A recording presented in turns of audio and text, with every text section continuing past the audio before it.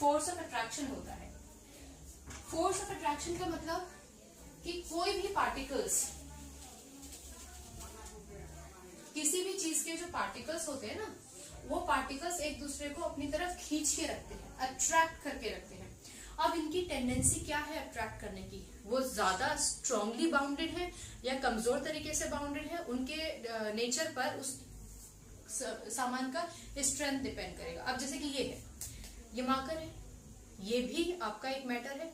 अब इसके जितने भी मॉलिक्यूल्स है ना, वो बहुत ही कॉम्पैक्टली अरेंज है, मतलब कि पास पास है। क्लियर? अब क्योंकि ये पास पास अरेंज है, तो इनके बीच में जो फोर्स ऑफ अट्रैक्शन होगा, जिससे ये सब एक दूसरे से जुड़े रहेंगे, वो ज्यादा होगा। Getting my point? इसमें भी स्पेस है। अब मान लीजिए कि आपने घर में एक धूप बत्ती जलाई, ऑलराइट, वो धूप बत्ती की स्मेल दूर तक चली जाती है। क्यों? क्योंकि धूप बत्ती आपकी गैसियस फॉर्म में होती है, गैस फॉर्म में होती है, मतलब उसके जो पार्टिकल्स होते हैं वो एक दूसरे से दूर होते हैं। क्योंकि ये दूर होते हैं, इनके बीच का फोर्स ऑफ अट्रैक्शन कम होता है और इसीलिए मिक्सअप हो जाते हैं। क्लियर हो गई बात?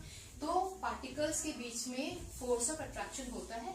अगर पार्टिकल्स करीब में है, फोर्स ऑफ अट्रैक्शन ज्यादा होगा, इसीलिए सॉलिड को तोड़ना मुश्किल पड़ जाता है। इसके बदले अगर मेरे पास चौक होती तो मैं उसको आसानी से तोड़ सकती थी, क्योंकि चौक के जो पार्टिकल्स होते हैं उनके बीच में एयर स्पेस भी होता है। ठीक है ना? अब हम बात करते हैं तीसरे फैक्टर की, जो होता है मूवमेंट, कि क्या वो पार्टिकल्स मूव करते हैं। अभी मैंने आपको बताया कि आप अगर अपने घर में कोई धूप बत्ती लगाते हैं, अगरबत्ती लगाते हैं, तो उसकी खुशबू पूरे घर में महक जाती है। क्यों? क्योंकि आपने जैसे ही अगरबत्ती को जलाया, उसके जितने भी पार्टिकल्स थे वो सारे हवा में डिस्ट्रीब्यूट हो गए। इसका मतलब कि पार्टिकल्स जो है वो मूवमेंट भी करते हैं। क्लियर? सॉलिड, लिक्विड और गैस में पार्टिकल्स कैसे मूव करते हैं वो भी हम पढ़ेंगे। फिलहाल हम सिर्फ पार्टिकल्स के नेचर की बात कर रहे हैं। Okay, so let us take a quick review. We were just talking about what matter exactly is.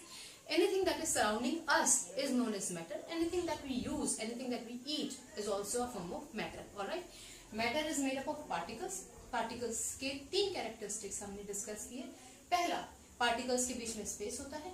दूसरा, उनके बीच में फोर्स ऑफ अट्रैक्शन होता है। क्लियर? और तीसरा, ये पार्टिकल्स जो हैं वो मूवमेंट भी करते हैं। क्लियर हो गई बात? आगे बढ़े बच्चों। अब हम बात करेंगे